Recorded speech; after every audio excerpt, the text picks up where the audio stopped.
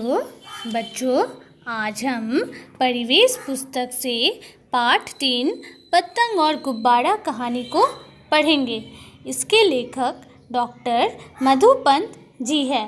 मधुपंत जी की अधिकतर कहानियाँ काल्पनिक और संवाद लेखन प्रक्रिया पर आधारित है। इससे पहले वाले पाठ यानी बस्ता और जूता में आपने देखा ही होगा किस तरह बस्ता और जूता आपस में संवाद कर रहे हैं। पतंग और गुब्बारा कहानी में आप देखोगे कि किस तरह पतंग और गुब्बारा हवा में उड़ते हुए एक दूसरे से संवाद एवं वाद विवाद करते हैं। तो बच्चों, इस कहानी को ध्यान से सुनिए एवं उससे मिलने वाली महत्वपूर्ण शिक्षा को अपने जीवन में ग्रहण करिए। कहानी इस तरह से है।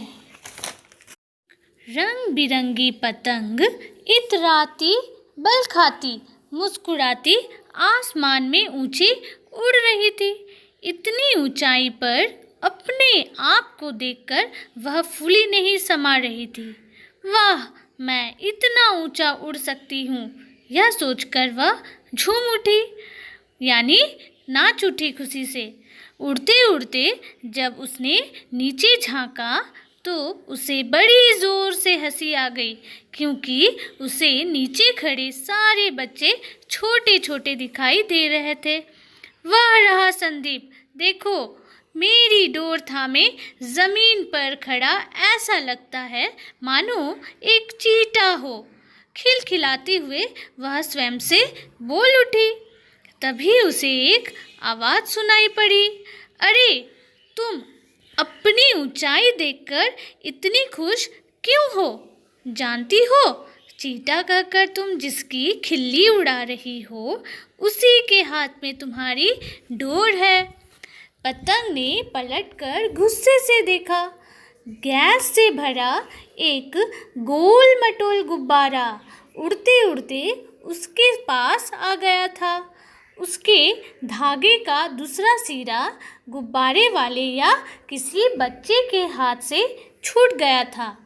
धागा नीचे लटका हुआ हवा में झूल रहा था। हंसते हंसते पतंग बोली, ओ गुब्बारे, पहले तुम अपनी कटी हुई पूंछ को तो देख लो। किसने मजाक उड़ाया? पतंग ने, कि उसकी लटकते हुए जो धागा है उसे पूंछ कहते हुए बोली कि अपने पूंछ को तो देख लो, कटी हुई पूंछ को। पूंछ यानी नीचे लटकता हुआ धागा। ऐसा कहकर उसे उस पर मजाक उड़ाने लगी और ज़ोर ज़ोर से हंसने लगी।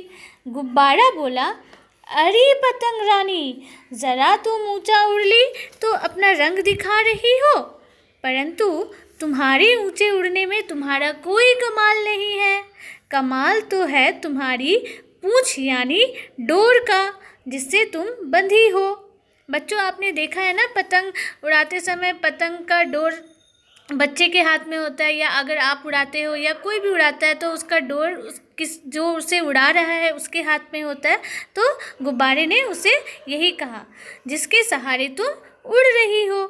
मुझे तुम्हारी तरह किसी सहारे की ज़रूरत नहीं है, भले ही मेरी पूंछ कटी है। ठीक है, गुब्बारा एक बार आसमान में उड़ गया तो उसे किसी धागे की तो ज़रूरत नहीं है, वो अपने आप उड़ सकता है। तो वही बात गुब्बारा कह रहा है, भले ही मेरी पूंछ कटी हो पर उड़ तो मैं अपने आप ही रहा हूँ। हा हा हा करके वह ज़ोर ज़ोर से पतंग पर हंसने लगा। गुब्बारे की बात सुनकर पतंग आग बबूला हो गई, मतलब बहुत अधिक गुस्सा हो गई। बोली, जिसे तुम मेरी पूंछ कह रहे हो वह धागा है, उसमें मांझा लगा है। पता है बच्चों, यह मांझा कैसे बनता है? सुनो, इसे बनाने के लिए कांच को महीन पीसकर, कांच, ठीक है, कांच जो बहुत ही खतरनाक होता है, उसी को महीन पीसकर गोंद की सहायता से धागे में लगाते हैं। गोंद यानी गम की सहायता से धागे में लगाते हैं, जिसके कारण मांझे के धागे में इतनी धार आ जाती है कि वह दूसरे धागों को काट सकता है। ठीक है, और पतंग बोलती है, मेरा मांझा इतनी धार वाला है कि कोई डोर मेरे आगे टिक नहीं सकती। मैं तुम्हारी डोर को भी काट सकती हूँ। यानी जो गुब्बारे के नीचे जो डोर लटक रहा था, तो पतंग बोल रही है कि मैं तुम्हारी डोर को अपने मांझे से काट सकती हूँ, और ज़ोर ज़ोर से हंसने लगती है। क्या तुम नहीं जान फिर गुब्बारा कहता है ज़ोर ज़ोर से हंसते हुए, क्या तुम नहीं जानती कि किसी धागे को काटने के लिए दोनों धागों का तना हुआ या होना चाहिए। तना हुआ मतलब स्ट्रेट होना चाहिए, टाइट होना चाहिए। मेरे धागे की तरह लटका हुआ नहीं। गुब्बारे का धागा तो नीचे हवा में झूल रहा है, वो तो स्ट्रेट खड़ा हुआ नहीं है जो से वो मांझे से काट सकती है। ठीक है, मेरी पूंछ कटी ही सही, पर तुम उसका बाल भी बांका नहीं कर पाओगी, गुब्बारा कहता है, क्योंकि वह तो हवा में झूल रही है। गुब्बारे ने हंसकर अपना मुंह खोला और ज़ोर ज़ोर से हा हा हा करके हंसने लगा। फिर पतंग चिढ़कर बोली, तुम्हें भी ज़्यादा डींग मारने की ज़रूरत नहीं, मतलब अपनी तारीफ़, अपनी प्रशंसा करने की ज़रूरत नहीं है। जब तुम्हारी हवा निकल जाएगी तुम भी भीगी बिल्ली बन जाओगे। गुब्बारा हंसकर बोला, बहन, हम दोनों ही हवा पर निर्भर है। फ़र्क सिर्फ इतना है कि मेरे भीतर भरी गैस चारों ओर की हवा से हल्की है। गुब्बारे के अंदर जो हवा भरी है यानी गैस भरी है, वो चारों ओर की हवा से हल्की है।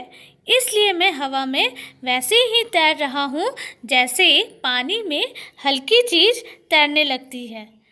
पर तुम्हारे उड़ने के लिए, गुब्बारा कहता है, यानी पतंग को उड़ने के लिए हवा ही तुम्हारी मदद करती है। पतंग अभी भी हार मानने के लिए तैयार नहीं थी।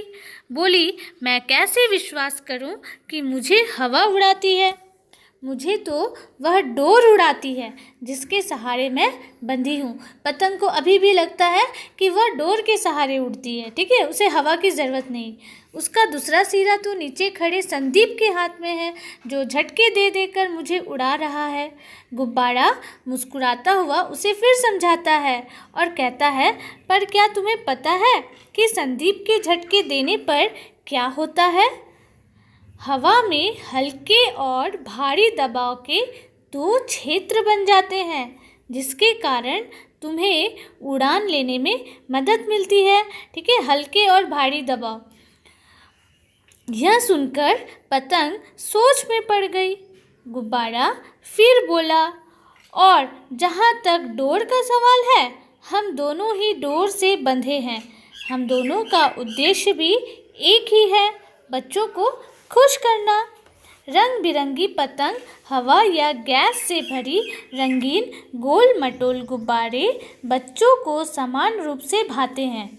पतंग बोली, हाँ गुब्बारे भाई, तुम बिल्कुल ठीक कह रहे हो। मुझे समझ में आ गया कि मैं गलत थी। फिर दोनों खुश होकर आसमान में उड़ने लगे और हंस हंस कर बातें करने लगे। तो बच्चों, तो आपको इस कहानी यानी पतंग और गुब्बारा कहानी से क्या शिक्षा मिलती है? इस कहानी से बच्चों दो विशेष शिक्षा हमें मिलती है। वह यह है कि हमें कभी अपने ऊपर घमंड नहीं करनी चाहिए। हमेशा परस्पर एक दूसरे से प्रेम भाव रखनी चाहिए और मिलजुल कर रहना चाहिए।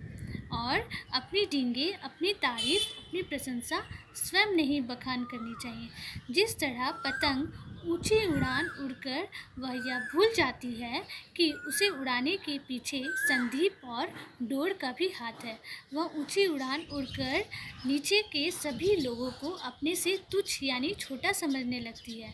तो बच्चों, अगर आप अपने जीवन में सफलता प्राप्त करते हो, ऊंची बुलंदियों को प्राप्त करते हो, अपने लक्ष्य तक पहुंच जाते हो, तो आपको यह नहीं भूलना चाहिए कि आपको उस बुलंदी तक, उस ऊंचाई तक पहुंचाने में आपके माता पिता और भी ऐसे बहुत से लोग हैं जिन्होंने काफ़ी मेहनत की है आपको उस बुलंदी तक पहुंचाने में। तो बच्चों, आप उस बुलंदी पर पहुंचकर कभी भी अपने ऊपर घमंड मत करना, परस्पर प्रेम की भावना और एकता की भावना बनाए रखना। और बच्चों, अपने ऊपर कभी अपने गुणों की या आपने अगर कोई बहुत अच्छा कार्य कर लिया है तो उसकी बखान स्वयं अपने मुख से करने की ज़रूरत नहीं है।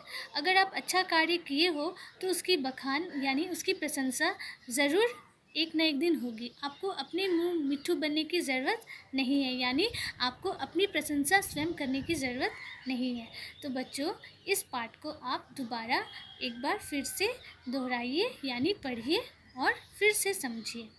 ओके, धन्यवाद।